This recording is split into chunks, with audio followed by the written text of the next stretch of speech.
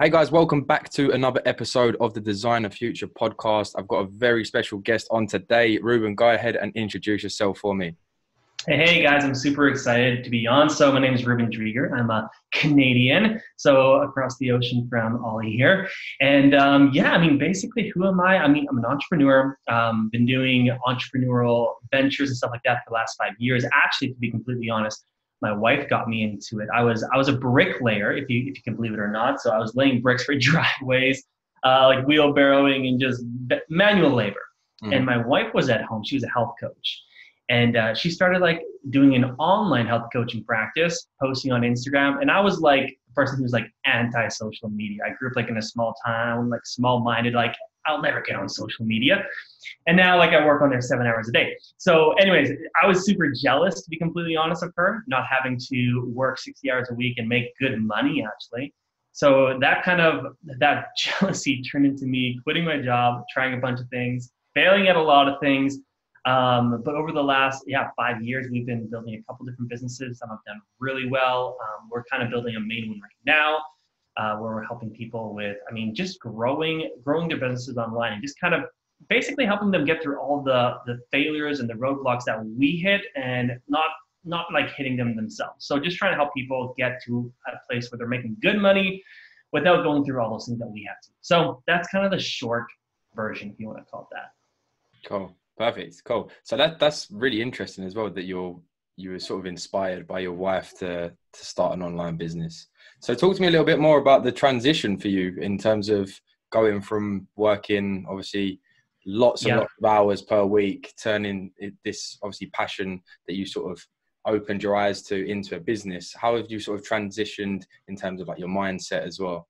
Yeah, this is good. So, there was a lot of things that I had to learn along the way, like so many hard moments, so many moments of almost going bankrupt, mental mindset blocks. So I'll run through a couple that I think are really important for new entrepreneurs. So the first thing was that I thought like the first thing that I would try as a quote unquote entrepreneur would be the successful thing. Like the first thing would take off. Be making 100K, 200K per year on my way to becoming a millionaire. And I realized very quickly that there was a lot of things I had to learn, a lot of failures that I had to go through in order to actually figure out what I was actually good at, to figure out actually how to get good at something. So the first thing, and I was on a podcast yesterday, I was talking about this exact topic, which is you need to understand that failure and pressure and all those things, the things that are hard, the rejection, it's the cliche, right? That's the path towards success. It's not the anti to success. So many people they're like, I'm here, failure's here, and success is on this other side. It's just not how it works. You have to go through it all, right? And so the first thing, I didn't realize that. I thought I failed, I'm done. And a lot of people do that. They try something, they fail, and then they stop. When actuality, a lot of the people we work with are in the fitness and health space, so we often compare it to a fitness training regimen where you do want to go to failure because that actually, basically, it incentivizes your muscles to grow, to actually adapt, to become better. So that's probably one of the first things. I'll mention one other thing, and then you can obviously kind of lead the direction where you want to go with this podcast. But the second thing that honestly was massive for me was not having structure in my day-to-day, because I was so used, and everyone's, in society is really used, most people, to having this structure where you get to job at this time, you have these specific breaks, you do stuff in this amount of time, you go home. Being an entrepreneur, I realized very quickly I had zero discipline for time management. I realized very quickly that I sucked at actually getting stuff done in a day. My wife often says the first couple months of me being an entrepreneur really was just me watching YouTube videos and lying on the couch because I just didn't know what to do. I was like, what the heck do I do? So having clear cut, okay, these are still work hours. I can't just lie around. I have to be doing productive stuff. I think that was one of the biggest things, honestly, time management, because I see so many people coming into the entrepreneur space and then they just feel like they're just kind of treading water and not sure what to do. So those are two things. I know there's a lot more, but obviously I want you to lead the conversation where you think it'd be most helpful. No, obviously, the main thing that I've picked up from that is obviously the time management thing. And I think obviously if someone's very, very successful, they might turn around and say, no, that's an absolute myth. But I think no matter how successful you are, that's always probably going to be the top priority, because it's one of those things. Obviously, if you're earning, like you said before, if you did get to that point and you was earning 200K a year, you could just turn around and think, okay, yes, I am just going to sit on the sofa and watch YouTube video, right? So no, that's really cool. So with that being said, you know, how you've transitioned, the fact, you know, firstly, the fact that you was motivated by your wife to start your online business, I absolutely love that. But what's sort of motivating you now? Now you've sort of got your head in the game and you're sort of progressing, if you like. What's motivating you now? What's making you step forward? Good question. So I think this is actually, I really like that you brought this up, because I think there's different areas of business, or maybe different times or seasons, there's going to be different motivators. I think at the beginning, a lot of people at the beginning, literally their main motivator is to move away from pain. I think that's where it went at the beginning. I just didn't want, like I had pain. I didn't want to work for someone else, have my income like kind of capped. I had this pain of like not making enough to kind of live the lifestyle that we wanted. And so that, to be completely honest, was my first motivator. Now, I've always been a very heart-centered individual, so that was a blessing that it wasn't just me coming in money hungry. It was me, no, I want to serve people, but it was a lot of, I want to move away from this pain. Now, one of the things that's really important for entrepreneurs to understand, and I had to learn, was once you move away from the pain, which for most people, once you're doing about 6 figures or maybe like a little bit less, a little bit more around there, usually you're far enough from pain. I always put my hand out to one side. For those that are listening, I have my right hand out to the full side, and you moved away from pain. Basically, you're an arm's length away from pain. Now, most people, when that's their only motivator, will stay stuck there because they're just keeping pain at arm's length distance. Sure. And so what I realized is that to go to another level, to reach that next level of whether it was an income or an impact or a mission that I wanted to go after, I needed to have something that motivated me that was for pleasure or for fulfillment. And that actually that I needed to move away from just keeping pain at arm's length, and I needed to run in the opposite direction. And so what started to become my mission is, I mean, there's a couple things that I'm really, really big on, but I think the basic thing that motivates me is helping young entrepreneurs basically get through the ruts and like the crazy hard times that I went through, and now that they don't have to go through if I can help them.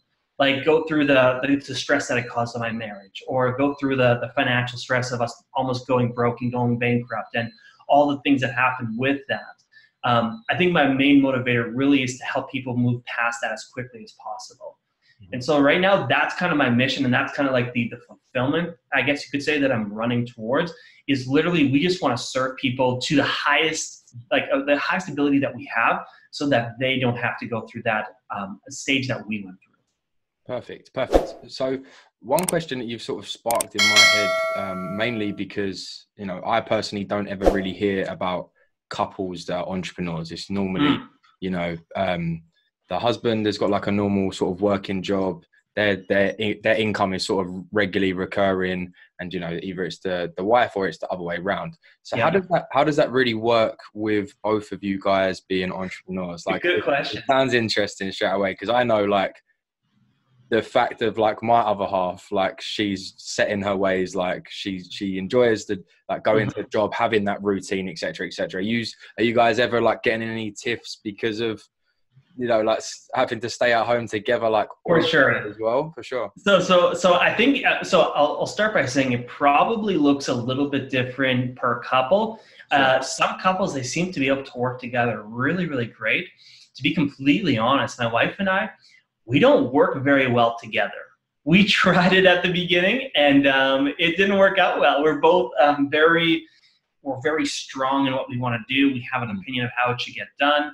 And so for us, it was just realizing and being aware that, and now this doesn't mean it's always going to be this way, because we've even talked about doing some things together in the future, which I think we totally can do. But at the beginning, when we tried to do stuff together, it just didn't work out. And so we realized, we were self-aware enough to be like, okay, let's do our own thing. So that was the first thing that was, I think, really, really helpful for us, is understanding we don't have to do it together and be like the cute, like power couple that Instagram says that you maybe should be, right? And so that was the first thing. The second thing is that there's got to be some kind of boundaries with work, right? Because I mean, obviously working from home, like I'm actually in her office right now. If you're watching the video here, like this is all her crystals, it's all pretty, so this is her office. But we have boundaries of like, because basically when you see someone more than you usually see them, there's more possibility or chances that there's going to be conflict, right? Sure. Especially in this COVID-19 situation, they're talking about a lot of couples are getting closer than ever. Some couples are getting farther than ever because they're just around each other so much. So there's some boundaries that we have to work through. And then also a big thing for us is learning how to decompress after work. Because a lot of the time we're buzzing, our heads are really spinning after work. Like we're really kind of on almost like a work high, as it were. And coming down and be able to be being present has been a struggle for me specifically. And so learning how to do that and still have that relationship outside of work. So those would be the two things that we've been kind of really big on. Just because otherwise, yeah, we tried some at the beginning. It didn't work. It didn't work out at all. It was a disaster, actually. Yeah, no, it's exactly the same as me. Like I used to work in a gym, for example, and my other half would be like, "Oh, come down to the gym and you can train me and stuff like that." And like we'd be very close to having like a full blown argument in the gym. And I was like, "No, like you're not doing it anymore. Like this is my work." I was like, "We're not having an argument in the gym." And it's even like the guy that I used to work with, his wife wanted to do the exact same thing, and I ended up training her.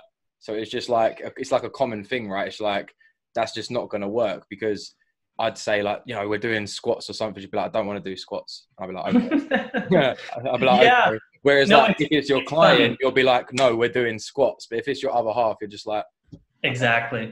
No, and that's a good point there, because like a lot of times, because I work more in the space of helping entrepreneurs build their businesses. My wife still is in the health space more so, and so I try never to give advice unless it's asked of me, because it's like you want to understand what hat you're wearing in the relationship. And so if she comes to me, she's like, "Hey, I just want your piece of advice on this, this, and this."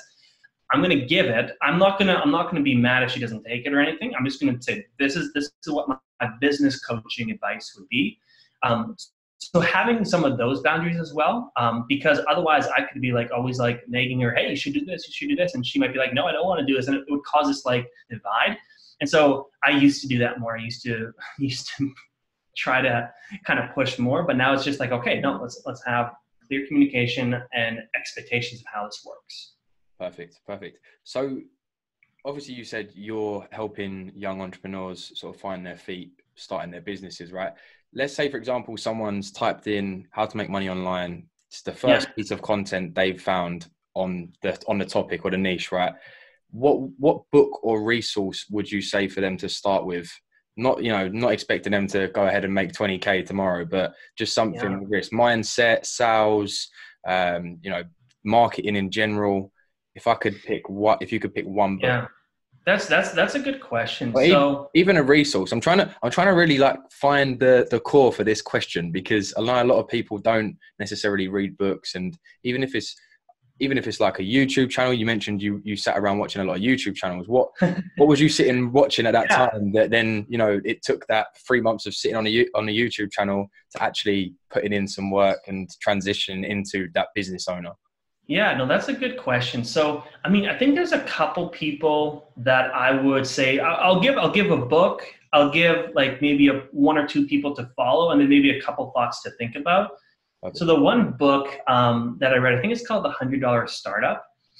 More than anything, it's just a book talking about how a bunch of these businesses were started with basically less than $100. And just the reason I'd want people to read it is to just get creative juices flowing of what they could do. Because I mean, the first thing really, there is literally so many ways to make money online. Like there's services, there's courses, there's affiliation, there's network marketing, there's, the list goes on and on and on. There's just absolutely so many different e-commerce.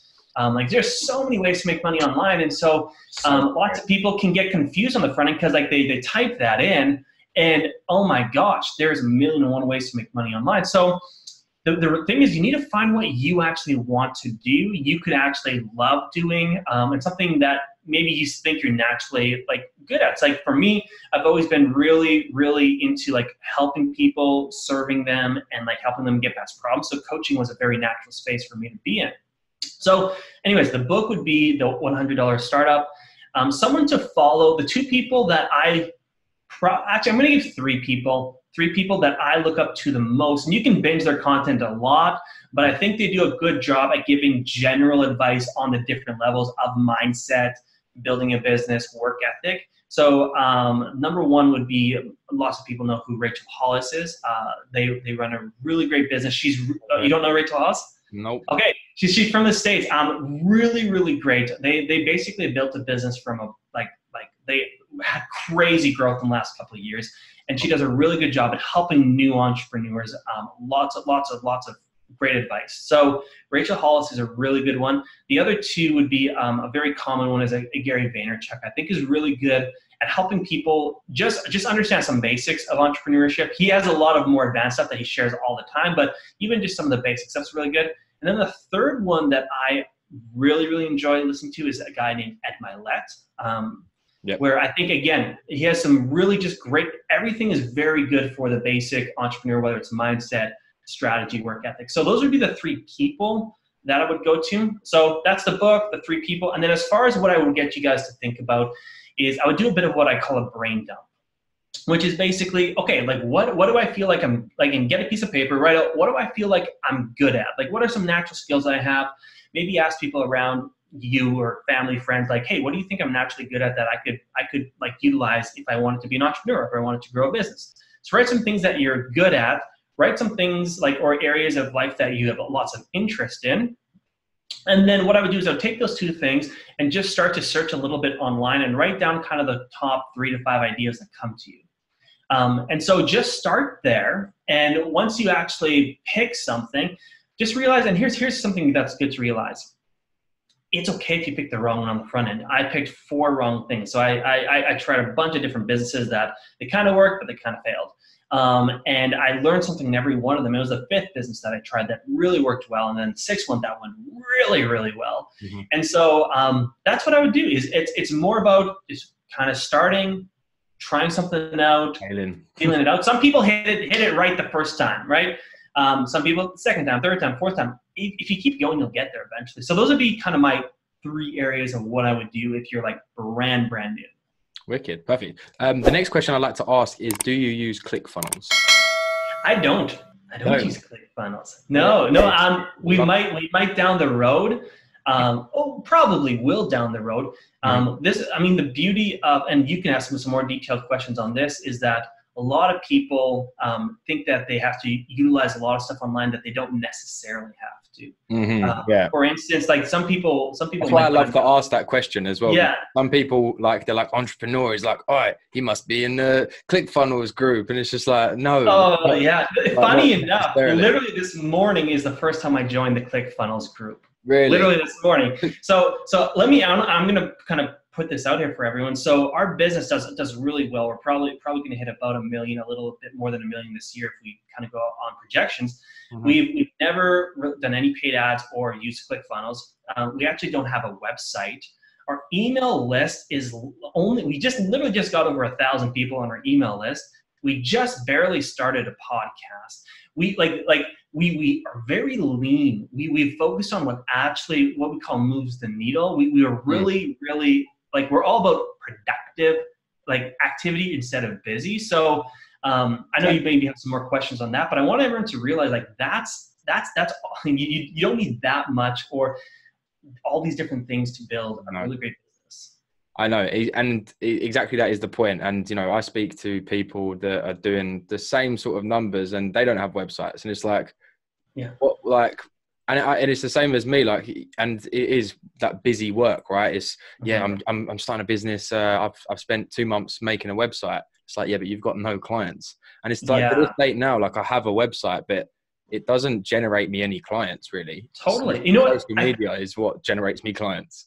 I think a lot of people, because the people I think are more familiar with the brick and mortar business space, where there is a lot of things that you do need in place before you're making money. A lot of people, they need to have a location that they're renting. They need to have product that they're actually ordering. They need to have employees that are working. They need to have all these things before they can start making money. A lot of people, I think they think that. And moving into the online space, I think they say the same thing. Okay, I need to have everything set up perfectly. I mean, obviously perfectionism kind of comes into it, which is another topic, but no, online space, it's beautiful how, I mean, we can take people who are literally have never made any money online, who just been doing social media for their personal stuff, and change things up and start to make money literally within weeks. It's crazy actually. Like when I actually started to learn how to do that, I was like, this skill alone is worth so much. I always tell my clients, like, once you know how to turn a complete stranger on social media to pay you $1,000, $2,000, when you know exactly how to go from X to like Y, you're good for the rest of your life. Like, you got this skill that even if this platform goes away and a new platform comes up, you can use the same principle. So that's the beauty of learning a skill like that, is like you can always use it again and again and again. Nice. So, you know, just for someone, like I said before, is someone's just lands on this video, typed in how to make money online. When you say turning someone from a stranger into paying you £2,000 a month, what is your sort of like, not funnel, I want to say, process. But what's your process from getting someone from a cold audience into paying you that sort of money? Totally. Yeah, you know, and I still actually call it a funnel, because I mean, a funnel is not, I call it a funnel, so I call it a couple different things. You can call it the client journey, a funnel, a nurturing process. People have different names for it, a value, a chain, whatever. But basically, here's what you want to do. So there's always going to be, especially when you choose what you want to do. Let's say, I mean, the average person we work with is a coach, whether it's mindset coach, health coach, fitness coach, business coach. We usually work with coaches. So I'll take one of those examples. Basically, what you want to think about is you have this funnel, and the leads at the top are cold. They don't know you at all. And what we want to do is we want to get them to get to the bottom, which is where they pay you money and they're a hot lead, okay? So basically, we're turning them from cold to hot. Now, there's a couple steps, and I'll actually lay out the exact steps for everyone here today. And here's what you need to understand. People always think, I need to sell the person on my program. So I need to sell this person that doesn't know about me on my program. There's 4 sales before you sell them on your program. So the first sale that you need to make is for them to see your content or see your profile or see something of yours, look at your profile and decide to add you as a friend on Facebook or follow you on Instagram. That's the first sale, actually. And so to make that happen, I mean, we talked about priming your account, or basically making your account basically targeted towards your ideal client. So that's the first thing, the first sale that you need to do. The second thing we talk about is, now that they become an audience member, we call it building a target audience, they need to become now a lead. So people have different definitions, but I don't say that your audience members aren't leads yet. So we always talk about people take small steps with you before they take big steps. Just like in a relationship, they want to date you first, then maybe courtship, engagement, marriage, right? There's steps to it. Same thing here. So you want them to take a small step with you, make a small sale, not even necessarily something that's paid. It can be a free sale, as it were. That's going to basically allow them to take a small commitment and raise their hand and say, I'm interested in something you have. So in our business, we've kind of come up with a term called the value pieces. Some people will call them freebies or freemiums. We like to call them value pieces. Basically, which is allow your audience members to get in contact with something that you have for free that's valuable. It's like an opt-in. And you don't have to use email or have a landing page for this. It could be on social media. So ask them, hey, like, would you guys want this? Now, here's the key. And if you guys are listening to this, write this down. Your value piece should be so targeted that only your ideal client would raise their hand for it. It literally should turn away people who are not your ideal client.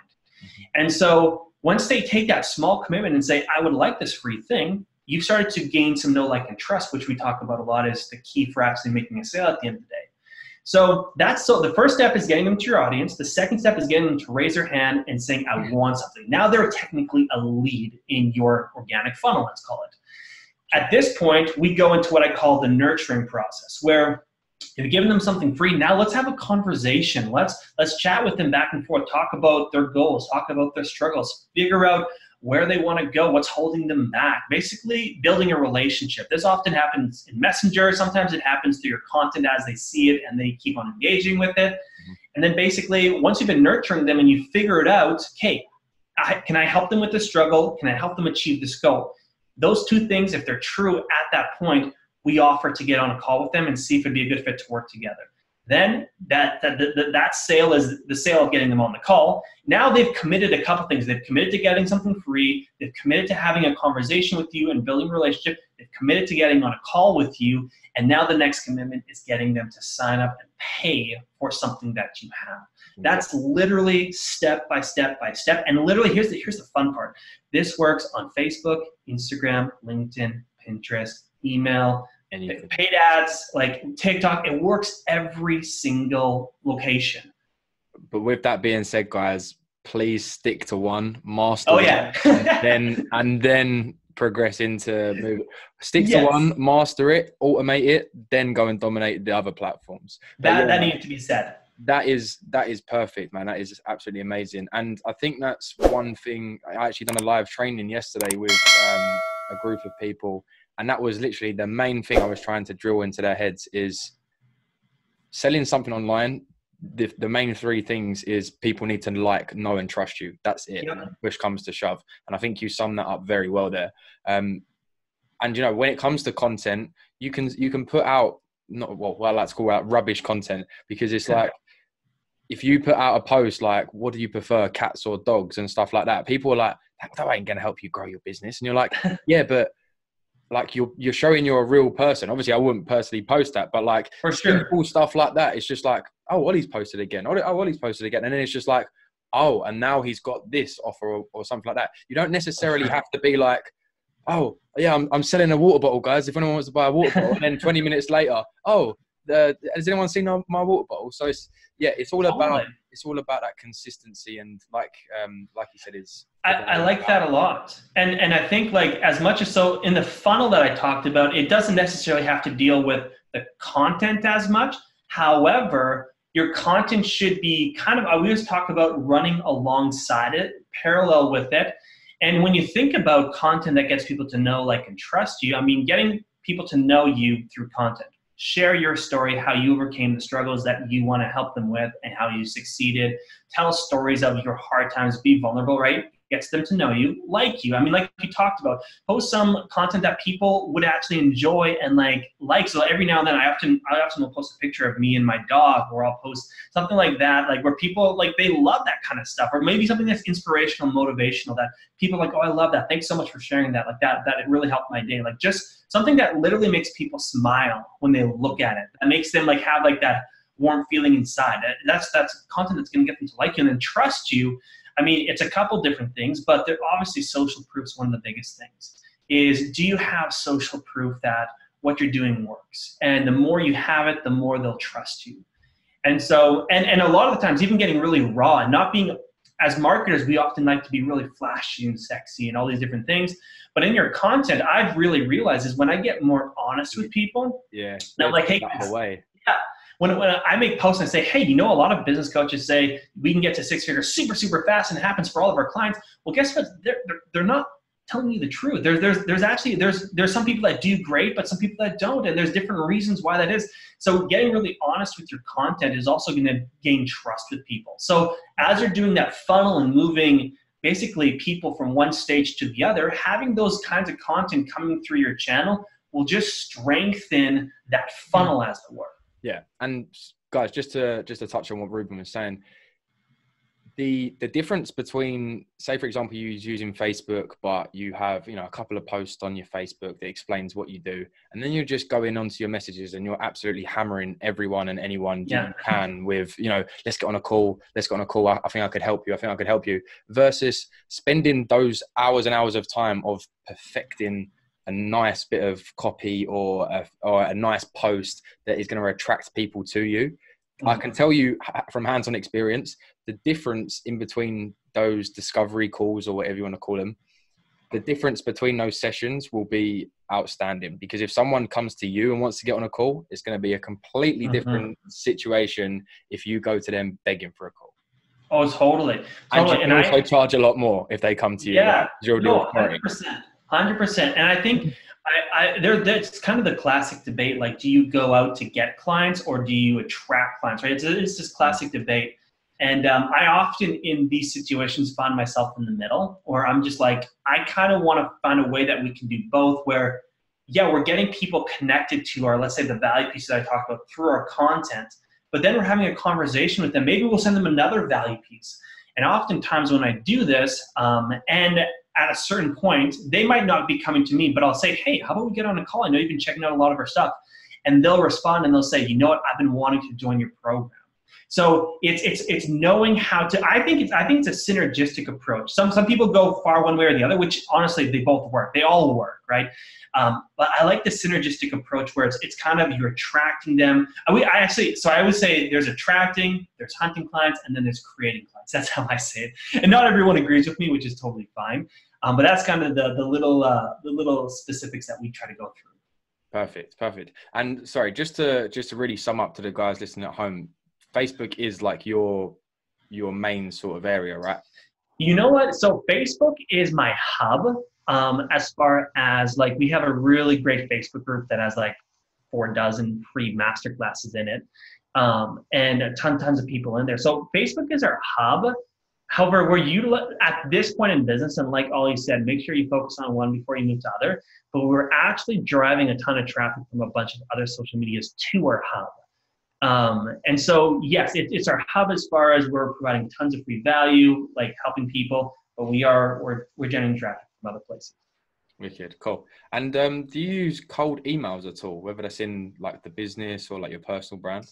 Yeah, no cold emails. So basically, like the only time that we get someone's email is when they want to join our Facebook group, and if they want to get like updates on different trainings that we're doing, etc., then we'll do email. So we don't push email like crazy, to be completely honest. Like we do it a little bit. I've actually just been updating it a little bit as far as the kind of the quality and the value that people are getting from there. But we don't even use it a crazy amount, and no cold emails at all, no. Wicked, cool. So I've got 2 more questions for you. Yeah. I had one, but that's just sort of sparked a little something else. How have you gone from working for someone to obviously working for yourself, working alongside your other half?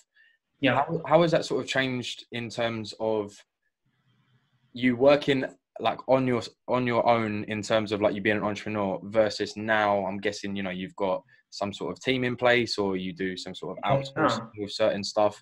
How does that look for you on like a day-to-day basis as well? That's a good question. So basically I'll start by saying 2019, I basically plateaued the whole year. I was basically making around, it was like between 30 and 40K per month. Every single month for the whole year, because I was scared to start hiring, because I was scared to start outsourcing, letting go of control. So yeah, we were doing a great income, but I was capped. And some people, maybe they just want to stay at that place of making that amount of money in a year. Great. I mean, that's a great income, like nothing to complain about at all. But I knew for me, I wanted to grow further. And so I was actually working with a mentor who was helping me. They're like, we have to make the move. And so we started outsourcing some stuff. And so we actually have 8 employees right now that we're working with who are helping up with different things. And we just hired literally another 3 this last month because we've been growing faster than ever. And so one of the big shifts is realizing that you actually are replaceable in certain parts of your business. Yeah. Because as a solopreneur, you're good at a lot of things, but if you can hire someone to do one job and do it well, in a couple months they'll be better than you're at. And so I was scared. I mean, moving away from some of the coaching that I personally was doing, I was scared to move away. But honestly, my team, they're crushing it. They're helping our clients get to the 10K months, 15K months, etc. And I'm proud of them. And I'm like, wow, you guys are like doing like just as good as me. And so one of the things is that realizing that people can do your job just as good, if not better than you. Yeah. And number 2, that at the end of the day, the only way to have a business that hits more people is to have an amazing team. My mentor always told me, he said, the businesses that get to 7 figures and beyond, 80% of their success comes down to their team. And only 20% of the success actually comes from them and from some other things. And so it was really a realization that to get past a certain point, team is the most important thing. And so try to build a really great culture with the team, hire only the best of people. So, I mean, those are a couple things. Yeah, no, that's amazing. And that was a big thing for me when I first started was, even when I used to, even before I started the business itself, I used to do video editing, and like video editing was like one of the first things I ever got into in terms of like making money online. So moving forward a couple of years, if someone comes to me now and said, oh, can you edit this? Obviously I would be like, yeah, I'll edit it. But in reality, I'm like, no, I don't want to edit it. Like I want to get one of my editors to do it. But then you think, no, because they're going to expect it to be like how I edit it sort of thing. But then you think, no, like that's not going to work. So yeah, I think that's really great. And for you to touch on that, honestly, guys, as well, for the people listening as well, is me personally, it's like if you go from zero, even if you go from 0 clients to 1 client, if you then reverse engineer that straight away and think, okay, how did I get that client? How am I getting those results for those clients? Use something like Loom or OBS, some sort of screen recorder, literally just screen record the whole process of you delivering the results, even if it's like an hour, 2 hour training. Make that a necessity for your new team member to watch that training. Yeah. That's what I've found to be the simplest way, because you're literally, then basically doesn't even matter who you hire, because you haven't got to hire experts, and you're also offering them a skill essentially straight away. So they're gonna bite your hand off for that sort of opportunity also. Exactly. And the important thing to realize is that everything in business, if you systemize it, can be outsourced. So like that's why, like for the people who coach for me, I built out a full membership site for them that has these trainings. And if you systemize it and you just say, okay, this is how we do it, this is how it looks, is the resources, you're going to get to a place where basically you can actually get someone else, and I'm actually hiring someone soon to do the hiring for me, to do the training, to do the development of the team, and just to keep optimizing it. And at the end of the day, like that's where you want to be if you truly want to build a really great business that hits a lot of people and actually helps them. So it's all about systemizing what you do. And so like Olley said, literally what you did, like systemize it. You have to come up with a framework or something. You can never hand something off that you can't put down on a piece of paper or in a video and explain it. And so if you have stuff that you just can't, like, then you're not gonna be able to, there's no way to scale them. The only way to scale is if there is systems that are repeatable. Mm-hmm. Mm-hmm. And also with that being said, like being not burnt in the past, I say like burning myself, if anything. It's like, don't have like a task that needs doing, and then like go and find someone and just think like, okay, yeah, you run with it, you know what you've got to do, and then you're probably going to get absolute trash back as well. So make sure that you're invested into that person first. The main thing I like to do with any sort of team members that I bring on is I make sure that I can, one, have a good conversation with them, because I think if I can have a good conversation with them, then I can pretty much teach them anything that I need them to do. The skill side of things doesn't really matter when push comes to shove, because like Reuben said, you can literally teach them. You can spend time on Zoom calls like this, share your screen if you need to do it live. Done that. Yeah, definitely. Like there's some really, really good advice there. So I really appreciate that. Yeah, no, awesome. No, it's like, I think at the end of the day, you have to realize that these people can get any skill as long as you're willing to train them. So I always say, have pre-recorded stuff or like written out documents to give them. And then for the first while, like just jump on a call every single week, run through stuff, make sure that you're tracking what they're doing and you're tracking the result that they're getting. Those are the biggest things as far as like making sure that you're actually seeing the growth you want is the tracking of it. So track it week to week for a while, and then keep on tracking, but then you don't have to get on calls with them weekly. You can eventually stop that as they get really good at what they do. Exactly, yeah. So the question I did want to ask you as you was talking about something was, how is it for you hiring coaches? Because that must be pretty weird for you, right? Yeah. In terms of like that, because that's not really losing control, but it's like, you know, if I was doing graphics for someone, for example, and I go and hire a graphic designer, it's like, okay, cool. But for you, someone to almost coach in your place, I know that must be scary, very, very hard for you to step back from that and like almost observe it from the outside. No, it was honestly one of the scariest things I've ever had to do.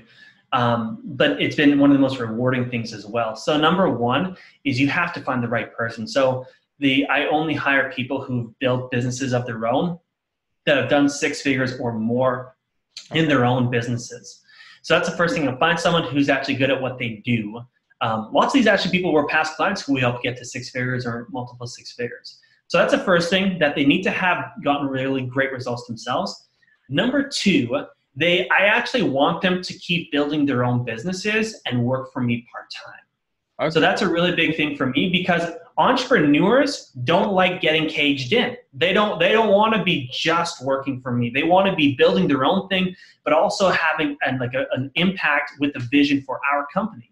Mm-hmm. So that was a really big thing for me. And then the third thing is, obviously, like we just talked about, is training them the right way and continuing. I mean, literally this last week, I uploaded 2 new trainings for my co-coaches because they wanted help with these certain things. And so I think there's a couple things that were just crucial for me.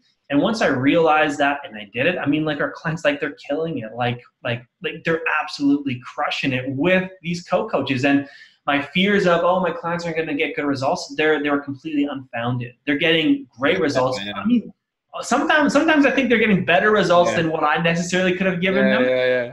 And that's when you're literally like, shit. That's when it's sort of. I know. I should have done it sooner. Basically. Like, damn it. Yeah. So and this is something like I work with a couple VIP clients at a time, and I'm helping a couple of them through this. We're going from like 10, 15K months to 20, 30K months. And it's nice that I've gone through that stage of outsourcing, because now I'm helping them get through the first, whether it's just hiring a VA or hiring their first person to help them with fulfillment. And so it's a big step for a lot of people, but it's necessary. I think for people that want to make more than 200K a year, you're going to have some help. You can get close to 200K a year without that much help. But if you want to go past that, for most people, not all the time, but for most people, you're going to need to do some outsourcing. For sure. And I think if you are doing that and you're not outsourcing, then you might as well stay in the 9 to 5, because you're working way too much. Oh, you're working a lot. Oh, shoot. So to sum up the episode, what I would like to hear from you at this point is, where are we going to expect to see you in the next year or so? If we was to speak again in the next year, we got you on a Design a Future podcast, how would you have designed your future over the last year? Yeah, so there's a couple things. So right now we're building up our main business right now so that I can be just the CEO of it.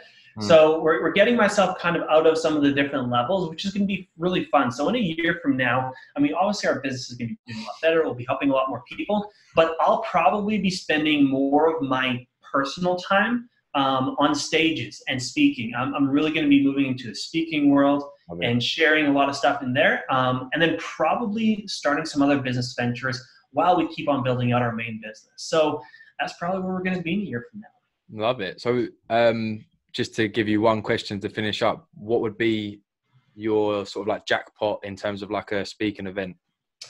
Yeah, I think mainly it really is going to be new entrepreneurs. I think it's really going to be the people who are just in that starting phase, less than 6 figures, because I think that's where I really want to be in. Like, yeah, we've helped some people get to 7 figures a year, but I really think my main message is going to be more for the new entrepreneur. And so new entrepreneurs, mainly in the online space, but we'll probably start actually helping brick and mortar soon too. So it could shift a little bit. Wicked. Well, hopefully we do catch up in a year's time and we sort of check those goals off, man. 100%. Wicked. Well, thank you very much for coming on. It's been an absolute pleasure. Guys, I'm going to leave Reuben's link in the description if you want to go check him out, and we will see you in the next episode. Take care, guys. Bye.